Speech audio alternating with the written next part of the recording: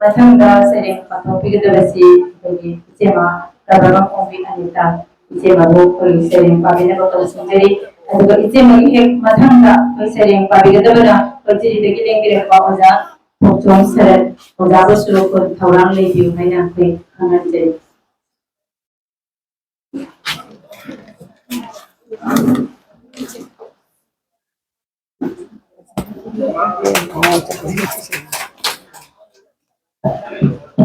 ngasi moderator ki foundation bijiba kai tuna da mati charaba jabusu nolu sari na bijiba wada sing amati chiri na no pamda kai tuna ba charaba na rumjani ngasi gi ai gi sere ngasi ayam matam dai bi emotional ba sere ngata thibani na ngasi di khara ano ko ina tawra ge ai yam sam nei jaba sere ni soi baram ka yaw su yu hajar aigi ngasi sairi ngasi ki maping di ningba nungsi bana chakhal ba thamoi bo ngasi di khamba dana lokhali ningam draba thamoi bu su them duna lawla ge biral do ngasi di lei thok ni chekhai khajaro namak mang khare adu chimbanda di nung hali nungsi jaruba ai tagiralni maisa kayana thamung da phungduna thamdi wakhalgi na chom semsi siamandre thamoi ma su laktak nare khamudana wakhallabi lamuna taibangi rang kekhel karakpani anong sahigi anong wari sakhini amamba amanda wari kaya kaya kaidawni anong pirang पुंसी संदा ओइरमदाई Sahina खांबा ngamdare hinjin khare maithong sumaka lamlaktare manglan ki taibangni khallage ningai sau thamo se hinjin na botnya jai pukning ma su tak thajai khui tharabai gi pukning atia se aman malakta tin khini mi pai jai पुंसी सिंथान ओइba phawba na len jage पुंसी he taibang se mabapu nakuyada kunem dari ninja bomba tuhan yu punama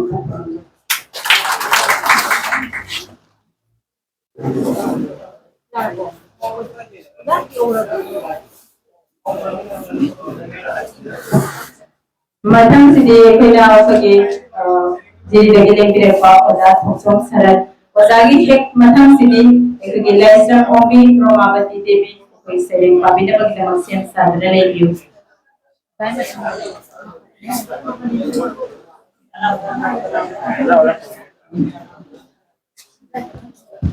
Paper mak kurang jaga याद रख आ रहे हैं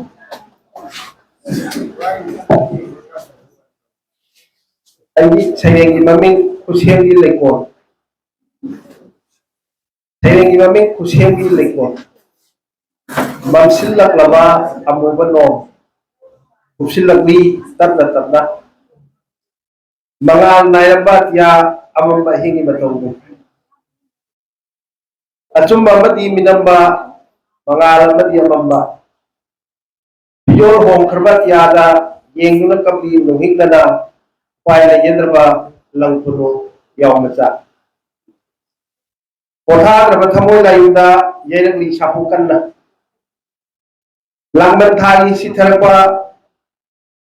लांगमन थागी सिथरपा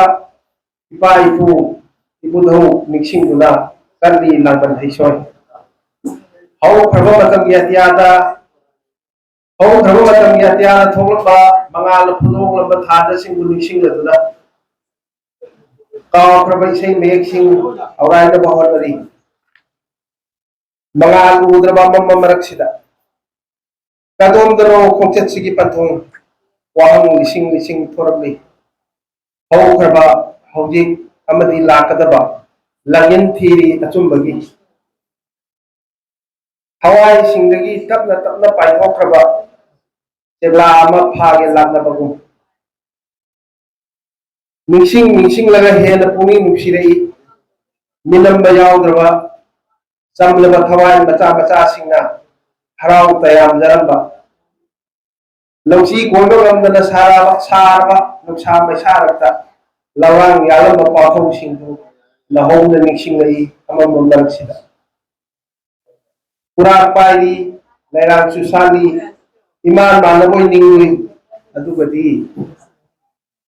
मयाई ओलबा Lesk तोगालबा खुसेम संगलबा लैरांग कोइमु पुरा पुरा ngakta salami thugaina खुसेम के लेकोंदा अमम यागी मखासिदा micro पुपुंजई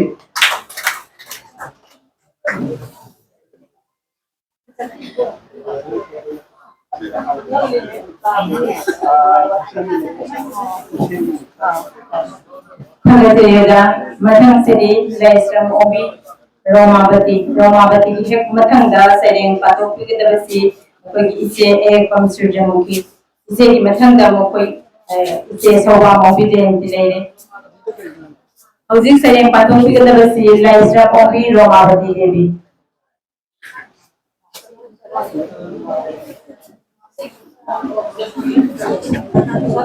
Ahanga waktada sayin babu kunaluksari aduga ngasigi tilbiri bakadi makusu nuluksari ikan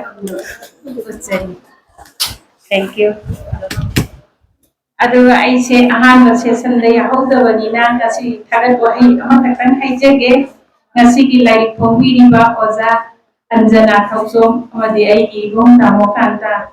Anibu ngasigi asigumlaba magul leiraba yamna phajaraba yamna magul leiraba function asigidamakta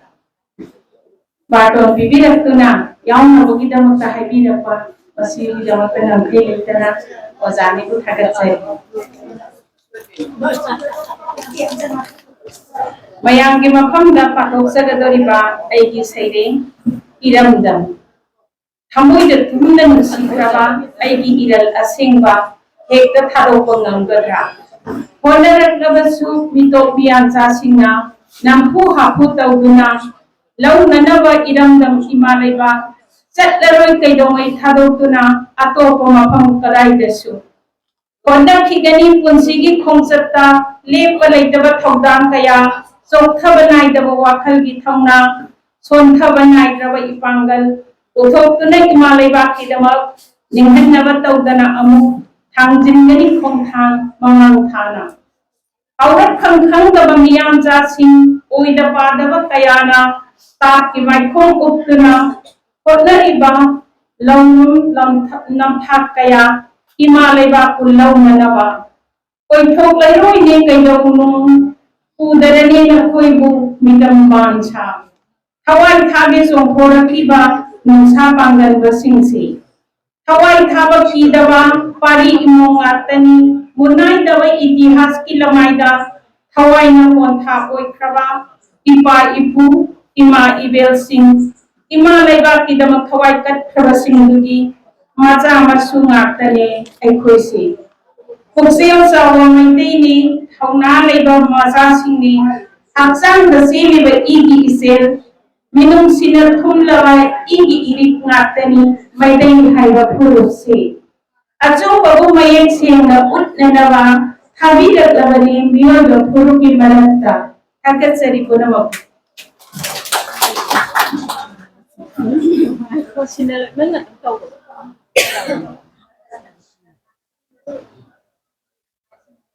hakatsari pero mabati mathang sidi kogi ise ekam surjamukhi ado ije surjamukhi koi makha dawa kogi anchor ki thawse aina agi maru restaurant umbi ro mabati da kisine jare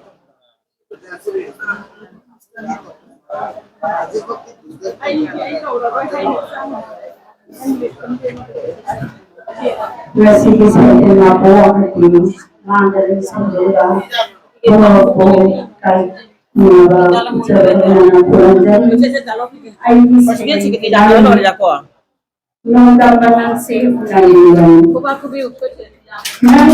asmani tanggal sidang ngai dia orang nawa asmarak kita imam sidang sana putu mabatha singa sunsi oyan walinam na ayin wasu kau prabhavji tumda lakadaba Madam ahuna senari tonguna dai iroiduna ताब्रिमियों तौदनवा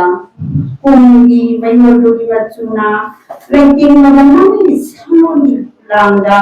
खोनदबा कुंबा पोथाबा नंजदबा साना कोई पाई पाइना लईरी तनागी मफामदना ओइरी अरियंबा कानदबा मंग खंबनंगी करिसु मंगन की पुंसिगी थावनिसु लिप्तुना लेरंबा सुनिपुत्ता लुप्तुना मांखी लोनिगा ayu naik kedarane halappa inna urungi matulum saralo sagi masarata muktaramuni moiko asundana daire atiyage akoi bada muna cingalaina lencini piwangi khajarawa tanlaga anbamase kanana sembama kenongamba karama kokon Jimangamdir Mariam se Mongamba Nam se Nangamnya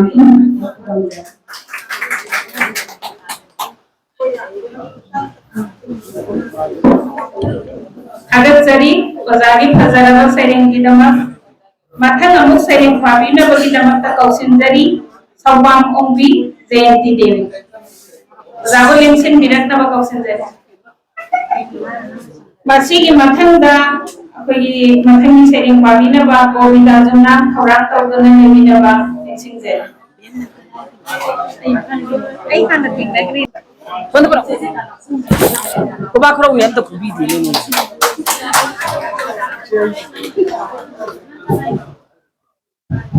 ngasi ki kai anjana ki kai phomban me nuai ban sida kai serian chendin na bagi karoma sida kai serian chendin na koi biri ba so kawan musi photo jeri to mag election biri ba oja lai ki tin khai ki ko bakra tu mana musi ramjari aduga kai ki site gi muchira ba tin na si sin khai ku choi na photo jeri ai ni se site gi le pam ni ba ka yo jam pana gre ado noming ba haidi noming da nopiu inchi mutang sa wari mate mutang ai tam jage ai asing ma thoki ba thogo matani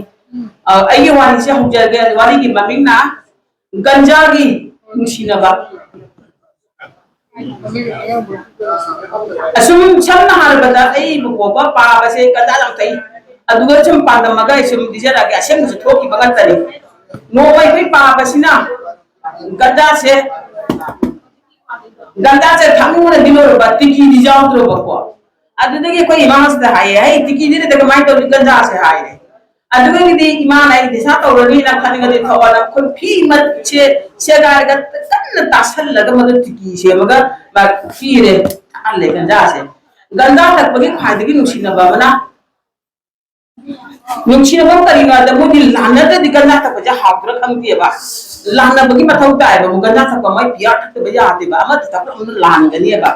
ima si jamana si da sum kano se jang chin da sum lai ba ba ba sina ganda se sing ba lo daga ima si ga lan jan ba ma te ga sai ki mai ki lana bagi happy che lai ba ni na ima se lan jan ima se sum lau hi ching da ba sum lau re digi ma ga sai ki kung lai daga am ko la ma e ma ko ima sum pi amu bre mai ta ora ma tong si da kui pa bagi bapamgun darga no kan chira ima sina ganja je langa phu ba sida tiki se siga ta tho khare ba pa bagi sida asai tiki so lai tel phina tasal laga buna ki bani pa ba se tiki lai tel ta na na si poi nya ko se ma to kha ka tari ne ko cha ha pu ne chingal ha pe madu de de no han da ko mai to pa ba se ko gi phongpan da tre phongpan da ko ingon chamban poi bagi chambo koi ba chakra Chakha bagisda hingon thangna basida haidi beard khana ba aduga thangna mata khoi basina pa ngangna da ba komna da ba tar hane hanji khana ba te na pong tu jam komna da mi ba madwe ki di ganja se thangna sa laningi ka boni dana isa lana begi dai bani na amar su ganja thak pa amai lan chi ge ba thak ba lo la bi se te chan na tham ba ma ama shum tang la la di phani ne khalli gi ni Madegi di mana ganja selaw pakai ama dusu mana jingle ro kam bir thitan thanami ade mai taw tana ganja gi nushina ba se komna da bodo ganja de nushina ba na komna ki ba achi ko bawari na no pi de mata ni wari ma ya no ko de ke do asai di chi kun de na le ga ta no pi ha gi wa ni mata se ganja gi nushina ba chima te chi lo sin de सेरेंग मतें दगा पाजगे को वारो बिया दे आई सेरेंग जे कुइदी कुइरा बने इ की बजाय न कतो फ्री मतांग आई सेरेंग ममिंग न मही मही तमो तारगे नंगी वाली दो के अदुरने नंगी वाली दो तो तानिंग्रे तोकले मसक न मसक फजरीबा कोंगान संगान न निंगसीरीबा व्यवहार ने व्यवहार फजरीबा अफाबत साबा मसागी त खनबा लेपाक निंगबदी मानबा हौबों Tumin लईबना चफू ngamba he maladana hौबों Tumin लईबना चफू ngamba he maladana नप्पा को फंगलबा तिलफा का फैदगी हेनबा अरेंबा को फंगलबा अलकता फाव थादबा अरेंबा को फंगलबा अलकता फाव थादबा अदुगुम्बा महाक अदुना करमना मियांगी सेबादा अदुगुम्बा महाक अदुना करमना मियांगी सेबादा अदुगा अफाबा छादुना मिसुम वही कया हाइदुना मिपुम खुदिंग पंथहनबा योंग तन जेनबगुम मचेत तौदुना मपुम मरुचन चाथोखिबा योंग तन जेनबगुमना मचेत तौदुना मपुम मरुचिनखिबा मसक अदु उबदा इमितसे पानिंग्रे चिनबान अलिसे फ्रिंग चो खुद अलिसे मरिंग चत हक्चांग से हुमांग अनपी कारक लोचिनिंग मिकुप तप मपुनसिदो हक्चांग से हुमांग अनपी न कारक लोचिनिंग मिकुप तप मपुनसिदो हांग बदा वाई अहा नंगना तमनिबा वारी सिंगो आई नहान तारबनी तू आदा मांग लेरे छे मुसीदा मसक छे मानब्रा फत्तबा है मपांदा फजबा मनुंगदि पुम्मबने अपुम्बा आई से ngasi matang sida तिचिले आके पुम्बो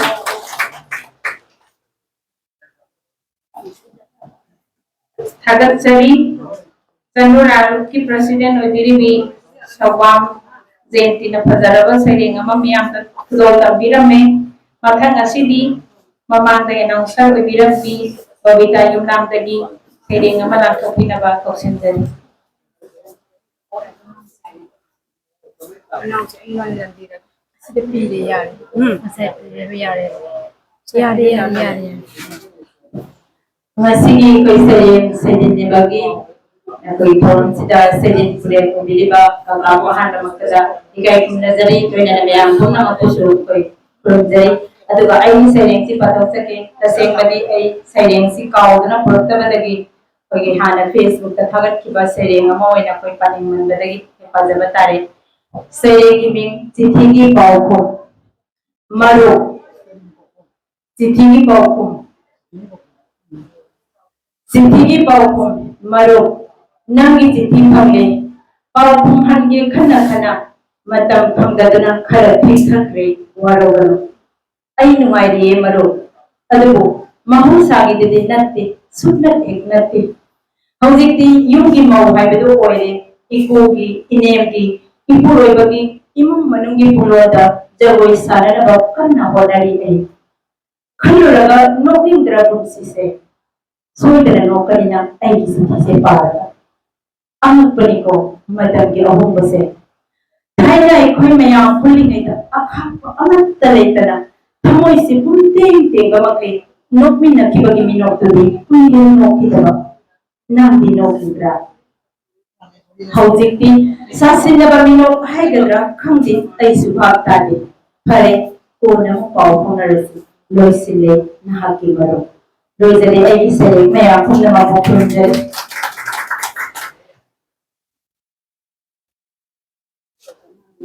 हजारबा सेरिंगी दमा थगसरी पथंगदा को कौसंजगे लाइश्रम बुद्धिमान ओजाबु सेरिंग कुदो तबिनबगी दमा कौसंजगे मसिगी मथंगदा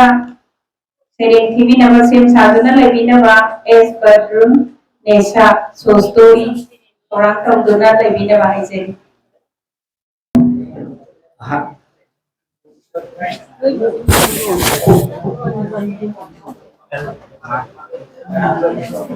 अहम मक्तदा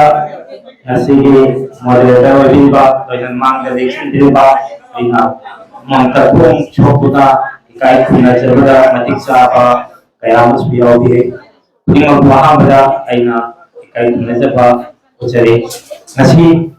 अइगे सरे खिदे मांगदा मरोइना नसीगे मरोइबा थोरो मसीगे कोई ताई फुंगोगी थोरो मसीगे इसेमा अंजना की मफंदा अंगदाइना नसीगी फुंगिबा लाइनी नसीगी नमो थारे जबोना मतुंगसु साइदगी लेकोना मसीदगी हेना फंजा फजबा कया तुंगी चारों चुरों की दमकता लेसन क्या थंबा नंबा ओइबियो अमदी थबिरमो मधुमक्षु ताइबो मकुदा सौजान दिबो ओइसन हाइले सोई मफुगी मफुंदा थौनी जगे तसेना आई साइड से यामदली पांजाबा हाइदे निजतबा अदु ओजा मलया होय ओजा सरवइना खगा पुथोपिदना ngasi soi thawai yawjabadagi haijabagi dinate laiba ada sari thiye khala masu lami na boy koi manga sida mari thiraga aise macha ma thro thiyo tragadi ore tumba yara be khalaga ai tasengadi gujarat bani ai punsida laika me de phara sari au mari amka isai tara pu number ijagiba adigi marundagi yimdage upuhan dogalaga whatsapp ta kapalaga asa hada ai 2004 ijagiba pudo tanjage aswera kibikyaw su ngapi gani asigi laima singi man dali aina sahi dana taba saita dali phai gi nawa bayang basu ya aina khanje